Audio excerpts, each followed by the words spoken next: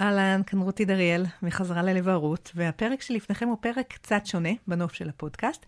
זה פרק שבעצם השתתפתי בו כאורחת בפודקאסט של אוניברסיטת רייכמן, שנקרא רו, וראיינה אותי אנוק לוריא המקסימה, שזה הפודקאסט שלה, בעצם שהוא עוסק במציאות, במיוחד מאז 7 לאוקטובר, איך אנחנו מתמודדים איתה, ואנחנו ביחד התבוננו בעצם על הורות, הבאתי את הזווית שלי על הורות, במיוחד בתקופה הזאת. היה לי מאוד מאוד כיף להתארח בפודקאסט הזה, ואני מקווה שיהיה לכם מעניין וכיף גם להקשיב. הפודקאסט באנגלית, אז מזמינה להקשיב לו, ואפשר בשמחה ליצור איתי קשר, לדבר איתי אחר כך. כל האוניברסיטה אודיוורסיטי. Audioversity, the voice of Reichman University.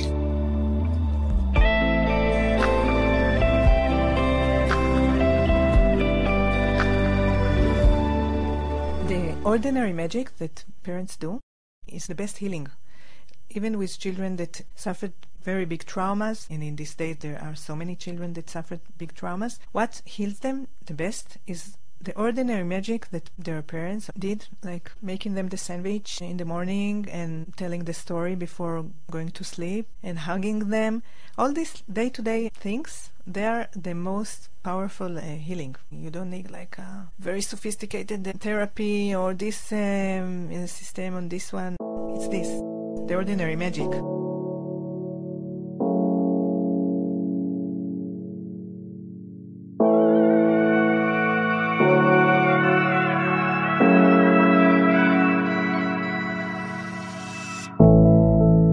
Welcome to Raw, a podcast where we confront the complexities of war from the inside out.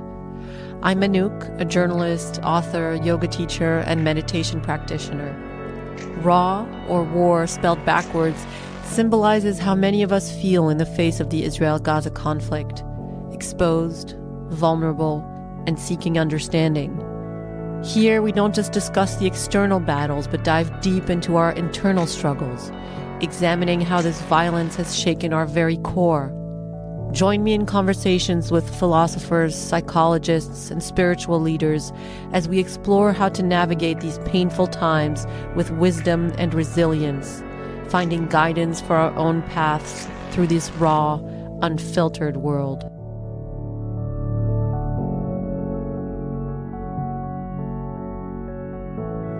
Today on Raw, I'm joined by Routi Dariel, whose presence feels both like a mirror and a guide for so many of us parenting through uncertainty. She's a mother of 3, a psychotherapist and expressive arts therapist, with 2 decades of clinical experience and a certified parenting coach who's trained countless professionals and parents. But more than the titles, it's her honesty about her own journey, the questions she asked herself in the thick of motherhood that makes her work feel so alive and so grounded. A few years ago, she found herself struggling to connect meaningfully with her children, to hold boundaries without losing herself, and to truly see what was going on beneath the surface of their behavior. So she went deeper into the developmental, attachment-based approach through years of study at the Neufeld Institute and beyond. And today, in a moment when the world around us feels especially fragile, when war and fear are shaping the emotional atmosphere in our homes, I asked her, how can we support our children emotionally when we ourselves feel overwhelmed? What signs should we look for in our kids? How do we build resilience without shutting down emotionally? And how do we keep our hearts soft and our connections strong, even in the face of rockets, evacuations, and the ever-present question of what tomorrow will bring? This conversation is for anyone trying to parent with presence in the midst of chaos. I hope it offers you, as it did me, both insight and a bit of light. Let's dive in. Routi, welcome. Thank you for coming in. Thank you for inviting me. So you're a parenting expert, and wow, what a time. What a time for all of us to go through, and our little ones. What a time to be raising kids. Are you feeling a great shift? I mean, there was the pandemic, and now there is war. Have you generally felt a change in children? Yeah, huge change. I have a lot of empathy for the parents that are parenting now. I have 3 kids. I raised them in a different world. And everything started changing, like in the corona. Until then, we had the feeling that the world is okay. We are okay. You know, you always have the day-to-day problems, and parenting is every time, every era is complicated sometimes. You have challenges. But before 2020, like there was this, now as I look back, it's kind of illusion maybe that we used to live in, that everything is okay and everything is safe, and we live in a very good era and peace, and, you know. And then things started to change very rapidly, and a lot of pressure, you know, on parents. And I see in my smaller child, she's only 9, it was a lot different experience raising her. And I'm very happy that I already had the experience. But I look at other parents that only started, you know, building families in the last few years. They're doing such a great job and such a difficult job. Yeah. And I really want to support them. And it gives me, you know, more passion to do what I'm doing. Yeah, I think that you really hit the nail on the head when you say that parenting is always hard, and especially when you have your first kid, and there's all these challenges that come up, and they will hit your most sensitive spots. So parents who might have increased sensitivity or have had themselves maybe not the easiest childhood will kind of mirror that, right? I think the difference now is that the world is so harsh that even parents who before might have been very well centered and grounded are probably having a much harder time personally right now, not just with their children, personally looking at the world, feeling less like the world is a good place. And so when you don't feel that yourself, it's very hard to translate that. And I always remember this parenting expert who I really like, called Kim John Payne. And he always used to say that in order for our kids to grow up being human beings who love the world, and through this love want to contribute to the world, they have to experience the world as a beautiful place. If they experience it as a dark place, it's very hard to kind of have that motivation to change it. You have to first experience it as something deeply beautiful. Yes. And in these times, it's really very, very hard to do that. So how you talk to parents about that dissonance, about, on the one hand, we all know that we want to, you know, show the trees to our kids and the birds, and we want to enliven that sense of beauty and awe for the world. And on the other hand, they can sense that we are going internally through very challenging times with the external world. Yes, it's kind of a dissonance. And also, I want to expand what you just said. As I see it, one of the greatest missions in the first year of raising kids is to give them, to build inside them the sense that they are good and the world is good. You know, when you look at these two things, there are many combinations of these two qualities. Some people, they feel that they are not good. The world is good, but I'm not good. Sometimes there are people that go throughout the world and feel that they are okay, but the world is very bad. There are people that feel that both are, you know, not working. I'm not good and the world is not good. And the ideal, as I see it, is to raise children, at least in the first few years, with the feeling that I'm good and the world is good. And I think this is very challenging these days. But there are two sides. I think the challenges are there, but also something happened in the last few years when the world became so crazy, that the focus became more into the family.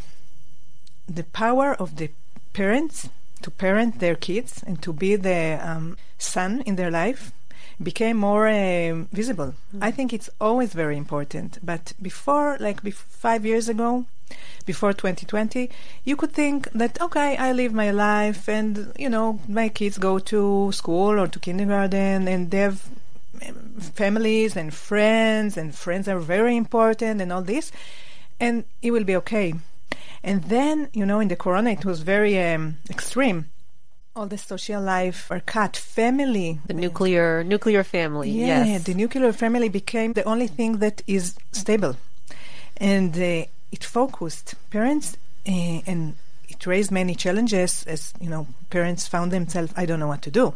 But they had to take it and find this place inside them to be the leader of the kids and to be the ground to stand on. I think this is the role of parents anyway. So the last year really put focus on it. And in this sense, parents have the potential to become better parents these days. I really like that kind of like optimistic look at the challenges, because it's true that in any given challenge in life, it always has the potential to kind of bring us to our knees or to make us grow. You know, there's talk today of not only PTSD, post-traumatic stress disorder, but also post-traumatic growth. There are some people who through trauma are able to actually grow when they have that kind of support system that they feel that they can count on. To grow through. So in that sense, you know, what you said made me think of that kind of parents, we didn't have a choice, not in the pandemic, and also not when there are sirens in the middle of the night and you have to take your kids and you are the only ones they're facing and they're asking what is going on and I'm scared. So in that sense, I hope that data will show that, you know, most of the parents actually manage to find the internal resources themselves in order to meet their children's needs. And, you know, this is not in any way judging the parents. It's just a realization that for parents to be able to do that, they need their own resources, right? And sometimes we come in this world with them and sometimes not. So in your work, do you focus more on parents or on kids? And can parents, you know, we are grown children, can we still learn, if you can really see that grown-ups can get the tools they need as well? Yeah. First of all, I think that you can always grow psychologically and emotionally. It's never ending. If you take the chance, and parenthood, it can be like a very important jump off point. If you take it, you don't always want to take it, and some parents don't want to take it, and it's okay. I don't know, like statistically, how many parents take this opportunity to grow themselves, and how many, you know, just like give up. But I think that the power of life and the love for the children, for most parents, give the fuel to put effort on this. And you can always grow and you can always develop. And it's very important. I think I couldn't do what I'm doing if I didn't really believe in it. And I really believe it. So you ask if the focus is more on the children or on the parents. I think it's combined, because we see the children, but we cannot look at the children without looking at the parents. And sometimes, like if I take this like vision, my mind is very visual. So you say the alarm, and you go with the kids, and you're afraid. And I see this picture of parents with the children in the shelter, like as I spent with my children yesterday. So sometimes you get in this point the feeling that I must be the answer for my children. It doesn't mean that I know all the answer. I don't know anything, but I am the answer. I'm their best bet. There's no one else. No other grown-up will come and save the situation. It's me. It's on me. And in this sense, it really can empower the parent, and not in the sense of I know everything and I'm the best. It's not this. It's from a humble point of view. I'm the best bet for them. They are my kids, and I have to find the answer for their needs. It's not the answer to give them, but the answer for the needs, for the need of proximity, and for the need of safety, and for the needs of expressing the emotions. I take on myself to be this person. Even if I don't know anything, if I'm myself very alarmed or frightened, I take a breath and I give empathy to myself, and I make a room also for them. And in this sense, this time of life put parents in a place where they have no choice, in a matter of saying. Right. You always have a choice. But many parents were, with the back to the wall in finding this position inside them, or looking for it, or searching for it. In this sense, it's very good, because many parents, I think in this time that we're living it, I'm not talking about the war and all this, but, in the 20th and 21st century, parents lost their power of parenting. They lost their confidence. Parents think that the children will learn how to manage in life through other friends or other kids, or through school or through teachers, and they don't rely on themselves. And they're like, let go of parenting in a sense. And this situation that is so extreme, you have no choice. You are the person. No other parent, no other adult will come and save the situation. And it's very difficult. And it put a lot of pressure on the parents, but it also can be a good point for growing, for start looking for answers, for a place for them to express their feeling, to give themselves the rest, the mental rest, in order to take care of the kids. What do you tell parents who ask you, are there kind of guidelines for at which age do you talk about terrorism and kidnappings and war and hostages and the political situation? On the one hand, it's all around them. They see it, the posters, you can't avoid it. And on the other hand, I mean, for me personally, I mean, there are sirens at the moment, etc., but there is still daily life that happens. We live in Tel Aviv, and the kids go to school, and they have afternoon activities, and the sun is shining, and we go to the park and to the beach. And if they don't bring it up, because my kids often seem like they're fine, they're not bringing anything up. So should I talk to them about it? Should I say, hey, you know, have you heard anything about hostages? Or is it a case-by-case basis, or is it like you generally think we should talk about everything?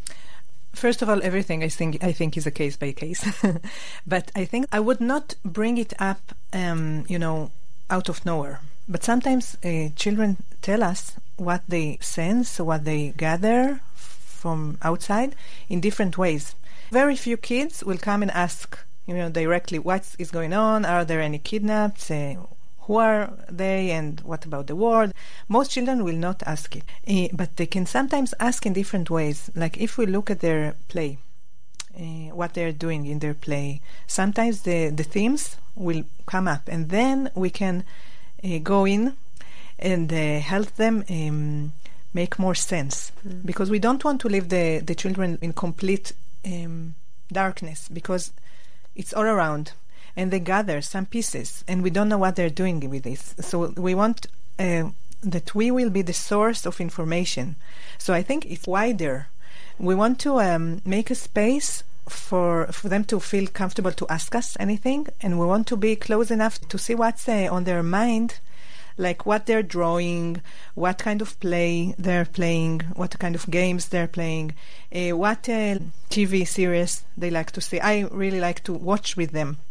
And then we can bring up the things very in a very delicate way, and just put the subject and then wait for them to ask for more. And I believe that they ask what they're willing to hear. So we have to bring the subject if we feel that it's something that bothers them. Like if I want to be more, more clear, not so up high there, I can share that with my child, because she is the third child, she hears more. There are older brothers in the house, and they talk sometimes.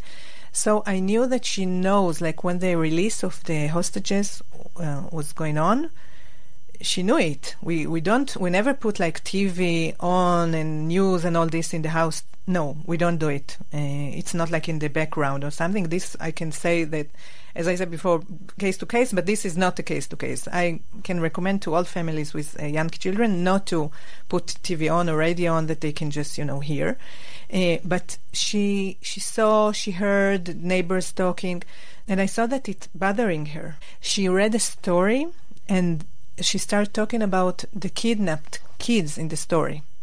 So there were kidnapped kids in the story, but she asked about it and talked about it, so I understood that it's something that's on her mind. So I did tell her, now every week, people that were taken, they're brought back. I just put it, as a fact, and it happens very far away from us, near the border, like to do it very far away from her, and it's very wrong. They did something that they were not supposed to do, but very simple. And then I waited for her to ask more, and she asked, but very, one day she asked a small thing, if there are children there, and it was after the Bibas children were brought back. So I just answered, no, there are no children. all the children are back. And, I looked for the small question she had, and I looked carefully at what she's playing.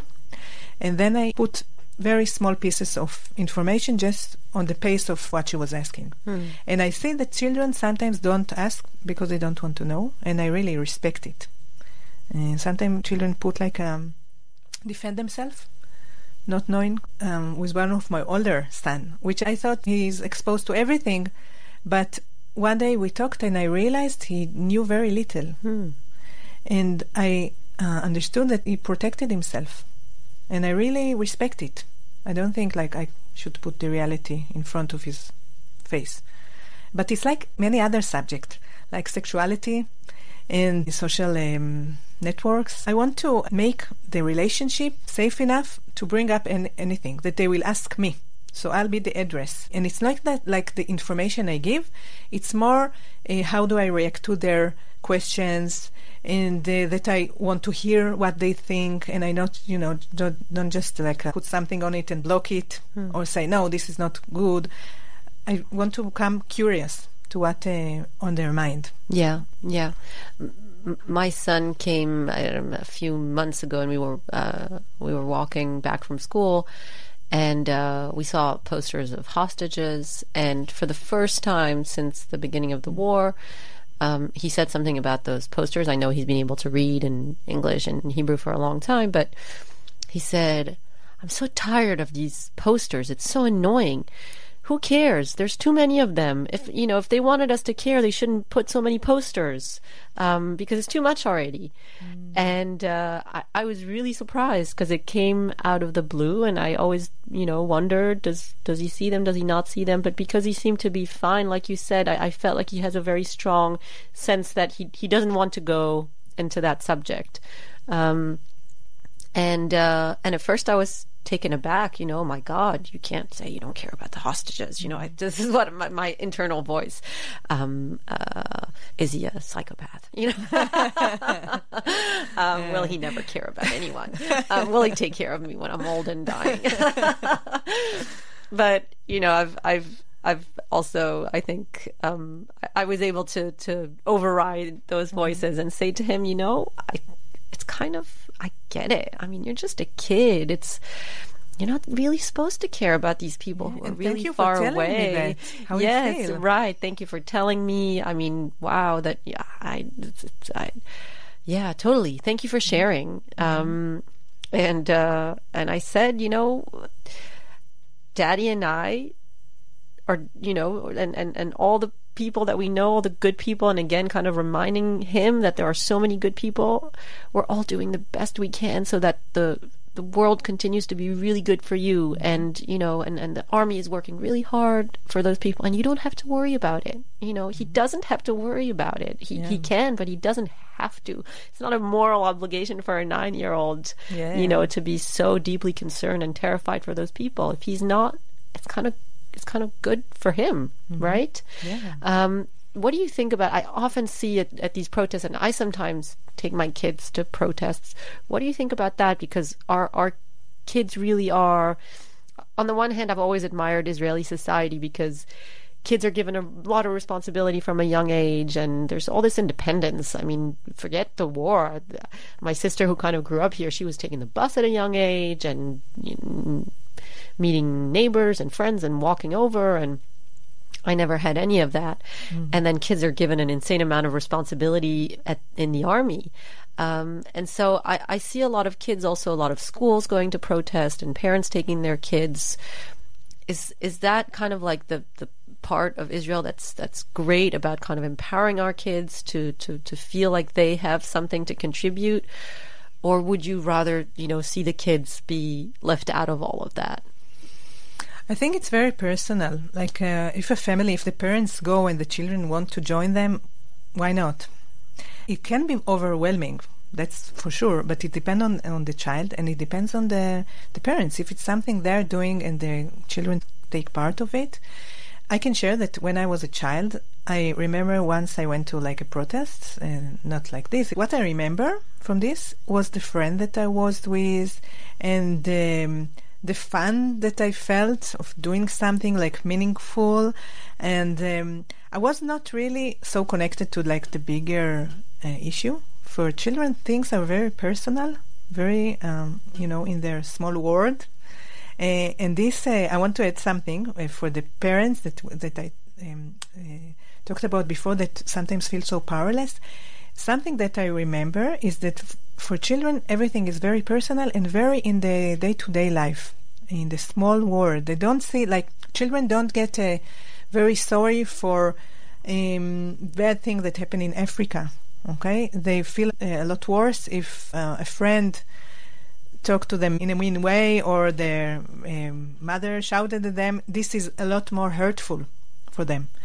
But it's also have the other side.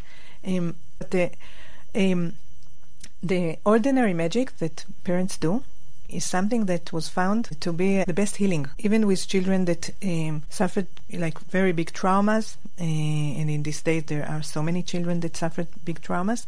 What heals them the best is the ordinary magic, like making them the sandwich in the morning and telling the story before going to sleep and hugging them. All these day-to-day things, they are the most powerful healing powers. You don't need like a very sophisticated therapy or this system on this one. It's this, the ordinary magic.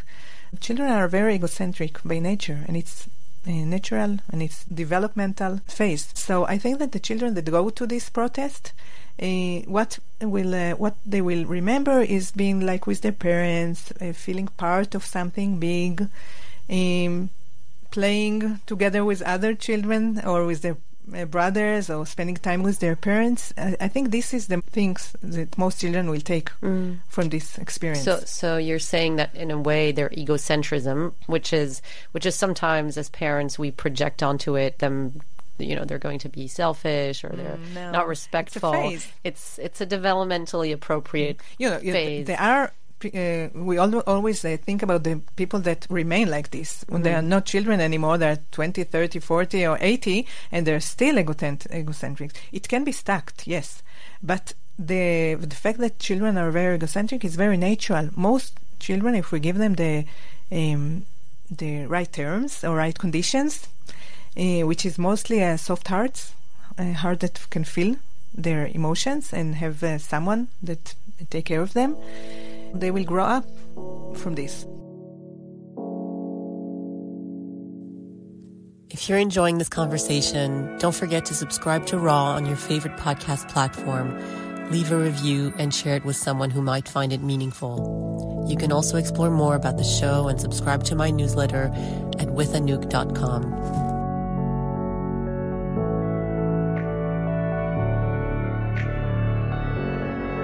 I want to go to the kind of core of parenting approach that you have, because you mentioned soft hearts, which from my understanding means that with our children we have a tendency of confusing the behavior and the person. So if one of my kids is dysregulated and cursing or having a tantrum or reacting in a way that seems ungrateful, I don't have to accept the behavior. I can tell them what I expect and that I don't accept this kind of behavior. But there is this idea that while we don't always condone the behavior, we always accept the emotion that is underneath. And is that the soft heart that you talk about, which is basically seeing that my child behaved in a way, and that's generally caused by something deeper, a kind of deeper need that either it has not been met. And so kind of separating that and always being connected to the emotion underneath. Is that what you mean by having a soft heart? Yeah, it's a good way to put it. Yeah. And I see many parents get confused there because they think, okay, if I accept or welcome every feeling, every emotion, then it means that, my child, I will let him do whatever and hurt anybody. And no, the answer is no. We don't accept every behavior, but we do want to see the feelings, the emotions underneath, and approach it also. It will not always be on the spot. You know, if my daughter hits her brother, okay, I will stop it. I will not let it happen. And maybe on the situation, I will be very direct. But I will always try to think afterwards what happened. The automatic thought sometimes will be, oh, she's a terrible person, she's violent, she doesn't care, I have to teach her. And then I try to look at these automatic thoughts, because this how many of us grew up, and try to see what's underneath. Maybe she was very frustrated. Maybe she wants to play with him and she doesn't know how. Maybe she's, carrying out things that happened in school, and it's very comfortable to take it out on your brother. So again, I'm not just saying do whatever you want. No, there are rules, but I will try to find the right time to give invitation for the feelings. And when you say giving invitation to the feelings, because that's something that's really, I see it everywhere in parenting circles and parenting experts, validate the feeling, kind of show, oh, I can see you're very angry, I can see you're very... Is that the way you Specifically, you would do it? If I will tell my child, I see that you're very angry, she will throw something on me. No, actually... I've noticed that too. Yes, I'm just, yeah. Actually, for me also, if like I'm angry and my husband will tell me, oh, I see that you're very angry. Oh, no, I'm not jealous of what happened to him. It sometimes feels like very... condescending. Yeah. It's not this. It's more like an inner, how do you say this? Yeah, a kind inner of... position. Yes, an inner position. Okay, I can understand something is going on here. Underneath the behavior, there's a feeling. And it depends on the child. There's some children, it really, give them like comfort that someone understand me. And if my mother or my father or whoever say, oh, you're very angry now, it's okay for them. It gives them, they understand what's going on. But many children don't want to hear this, and it annoys them, and it put it too close to their face, and they will push it back. So I will touch it from a more distance, and not always when it happens. Can you share like some cases, maybe recently or in the last year and a half, of stories of parents or families that were struggling, and what are some of the tools that you were able to work on with them? Wow, so many. Try to pick one. The day-to-day life is what brings them to try to do a process. So I think about the family that I work with, and they live in a place that there are a lot of alarms and even bombs in the beginning of the war. And one of the children was very, very frightened. And they moved away from the area, but she was avoiding. She didn't want to go to school. She didn't want to go to family gathering. She didn't want to get out of the house. And they were very worried.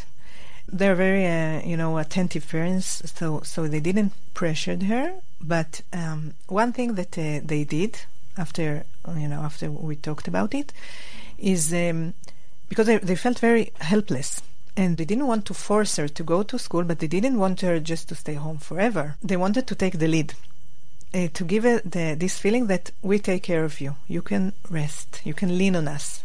You don't have to be so worried. It's not like a logical thing, but it's a position. So they told her, we see that you're very afraid. You can stay home for the next few days. We will tell you when you will be ready to go to school. So it took the burden away from her. Instead of every morning, let's go to school, and she and they argue, and then she stays. So they saw that this is what's happening, so they just invited. And she really rested at home, and in these days that she spent home, they added a lot of games, a lot of plays with her in order to move the feelings of alarm that she was, dealing with. So she would not want to talk about the alarms and what frights her. She said everything is okay. Everything is okay, but she didn't want to do anything. Yeah, so they just put it into games. Like they started playing with her catch in the house. They catch her, and she ran away, and then she catch them, and then they hide, and all this kind of games start moving this feeling of alarm and fears that she couldn't face. It was too much for her to face this feeling, to feel it. So she kind of locked her brain from feeling it, but it still moved her. The feeling was not there, but the emotion was there, and it moved her inside and made her frightened and didn't want to do anything. So when you add these games, it's like a kind of safe place to feel it. It's not real, so you can feel it. And it started moving this feeling in her. Emotions want to move, not to get stuck. And then after a few days of playing this with her, they said, okay, we think you're ready to go for a few hours. They didn't say for the full day, but a few hours. And she was willing to do it. And then they start building it. And after a few days, she went to a full day. And it really gave them the confidence that they can lead it, because they were very helpless. They didn't know what to do. They couldn't force her. She was, first or second grade, I don't remember, but they cannot just take her and put her in school. It's not working like this. So they found a place in them for leading her through this. And this really touched me, this family, because they were very sensitive to her and very open. That's beautiful. That's really beautiful. I heard recently that specifically hide and seek is something a lot of kids really benefit from. This feeling of, are my parents going to find me or not? Yeah. And then actually being found is a kind of like great, almost nervous system release. Yeah. It touches like something very in the core. Primal. Yeah. A very primal fear. To be lost or to be separated from or not to be found. And another family also that this kind of games really helped them is that the father was serving in the army for a long time, for weeks, for months. And one of the children was it was very difficult, of course. But what happened that when he came back, she rejected him. She ignored him, and like all the time he was in the army, she was kind of behaved, she held herself. And when he came back, this happens a lot of time, by the way, everything fell apart.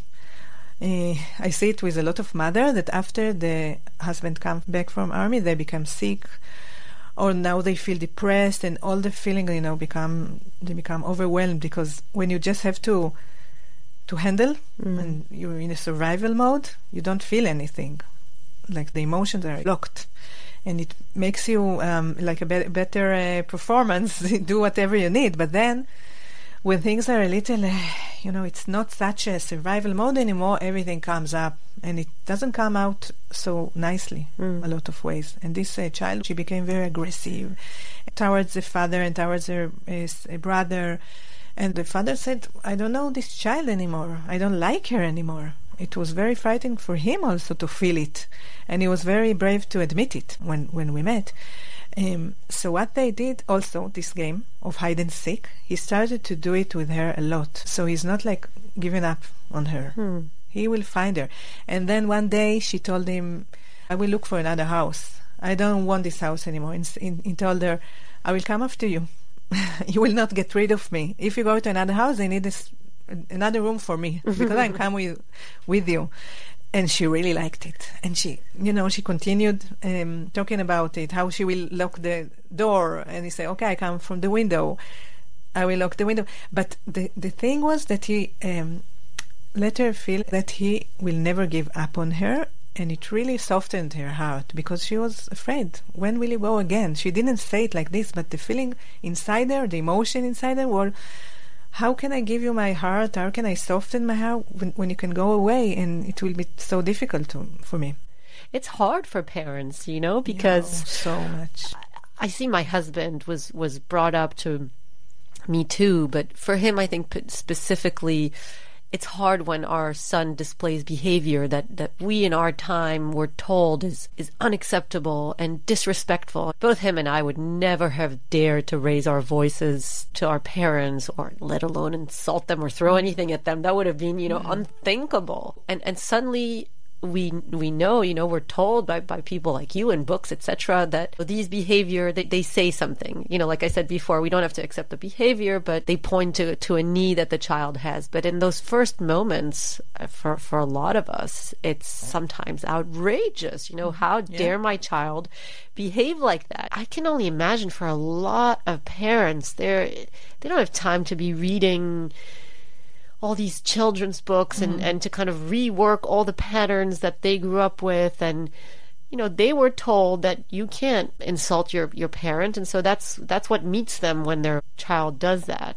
So I often feel like this parenting advice from today is so real. When you can do it, it's so beautiful. Like you said, with these children where the parents stayed home and they played hide and seek with her and they validated her emotions, but at the same time they were the leaders. Beautiful. But in like so many cases, it's so hard to do. Does that mean that the children where the parents can't do that all the time, will they grow up into, wild animals, sociopaths, unempathetic? Yeah, I know. Sometimes I ask myself in those moments, as you said, sometimes the children do things that you get out of your mind. I want to say you don't have to accept things that you don't want to accept. You don't have to be someone else. Try to play a role. When you get to your limits, you put it. And my advice is not to get to the limit. Even stop it before you get to your limit. Because sometimes what I see a lot with parents, that, something push their buttons and say, I don't want to accept it. And then they start this inner dialogue. But he's hungry, or the child is tired, or I want to be this nice parent that accepts the feeling. But sometimes in this way, the parent ignore himself.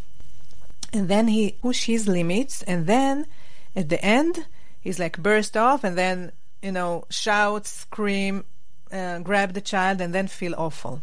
Because usually what we feel bad about is how we behaved, not about what they did. Okay? So it's the parent responsibility not to neglect himself in the way.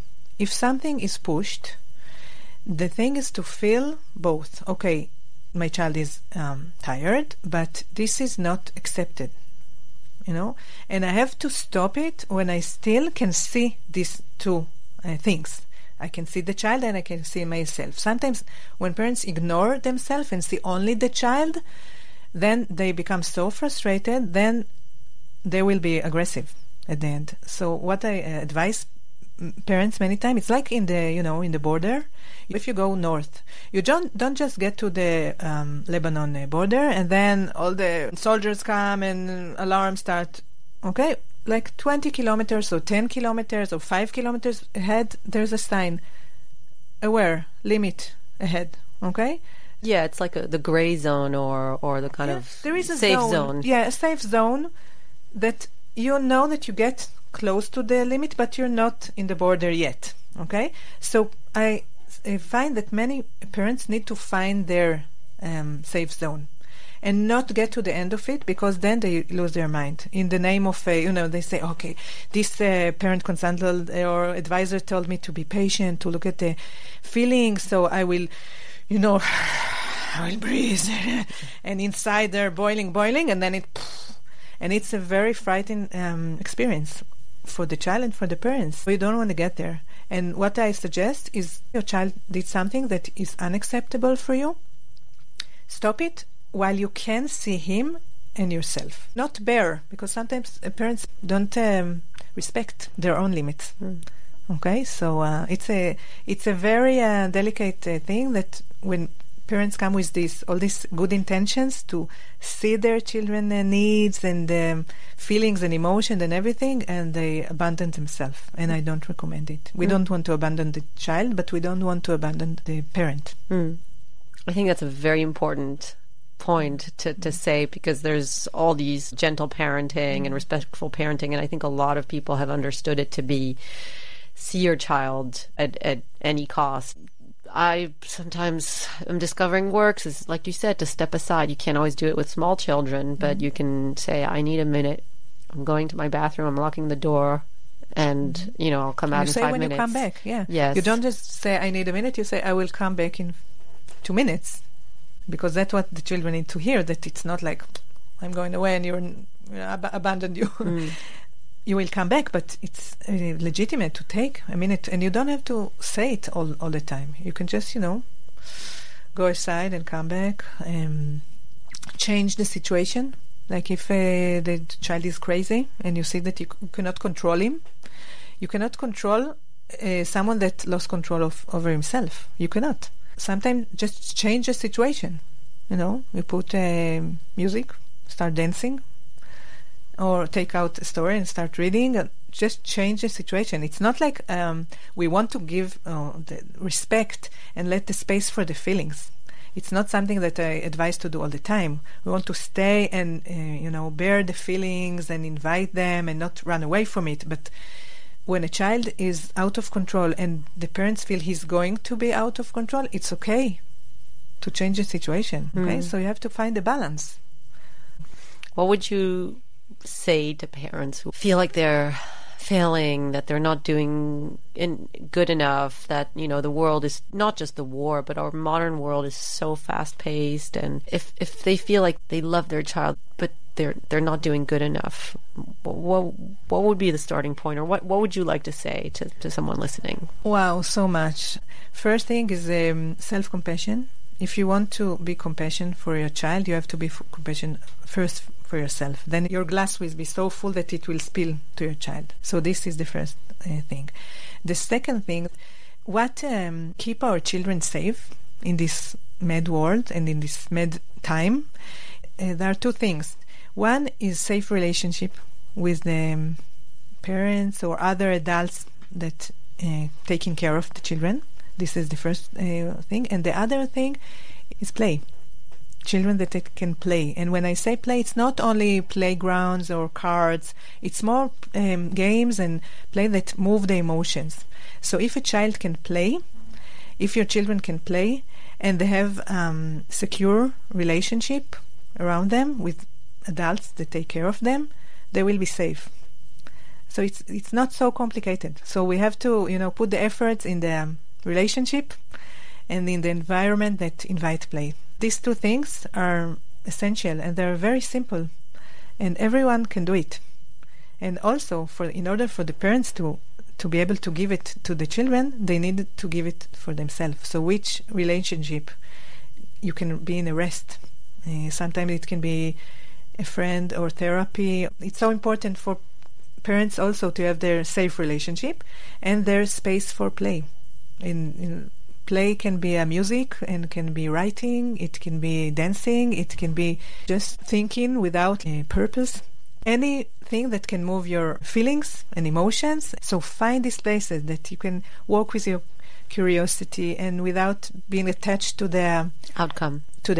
Yeah. It can be anything that you do, and it's so important also for parents to do it. I love how you keep bringing, the focus on the parent as well, and on this idea that for parents to be able to really be there for their kids, they first have to put the oxygen mask on themselves, and to take that time to go to that yoga class or to do a quick walk in nature and look up at the sky. I love that also, of the glass overflowing. If your glass is full, then whatever is overflowing can flow into the ones around you, and more specifically your children.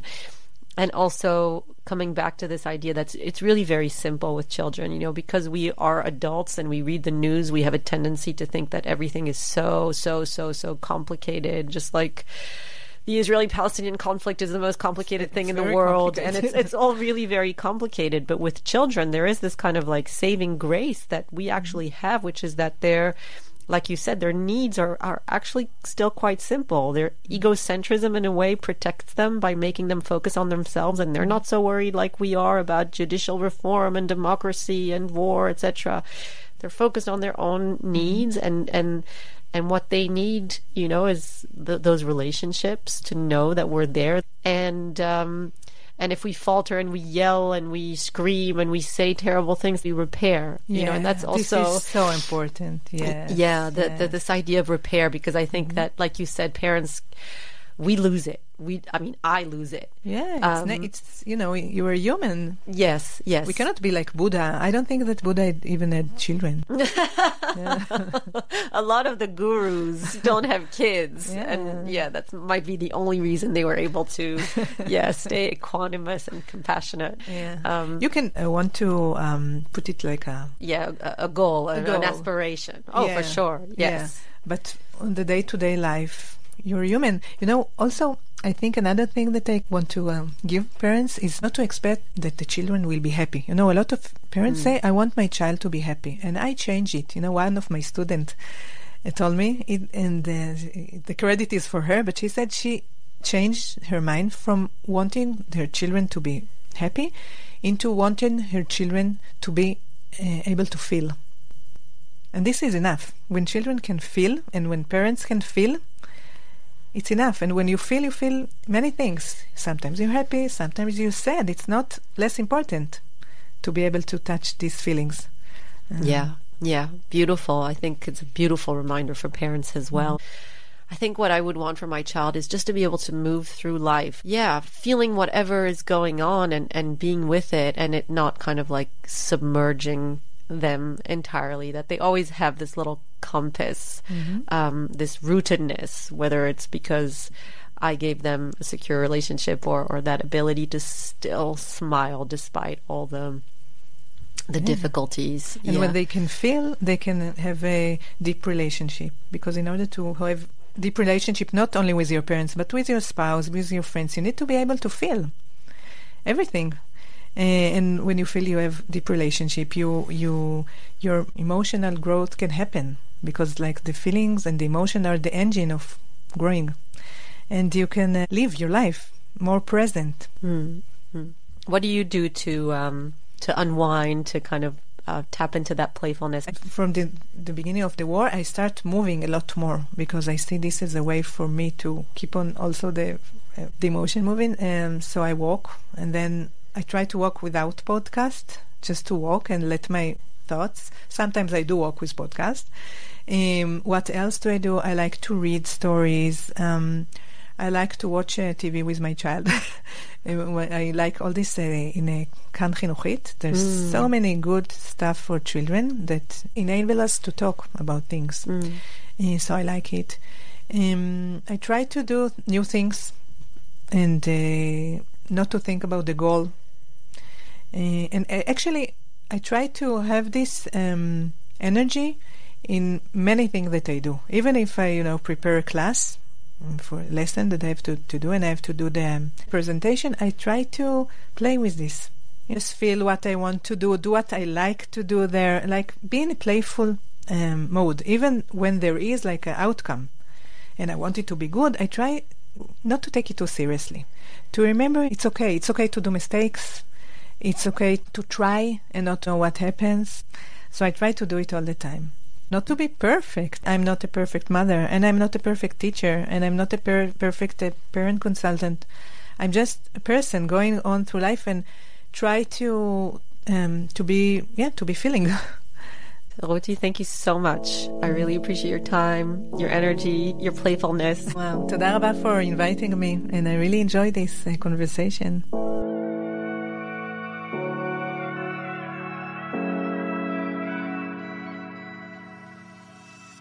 That's it for today. Thank you for listening to Raw. You can subscribe on any podcast platform and join our community at withanook.com. Share this episode if it resonated with you, and I'll see you next time.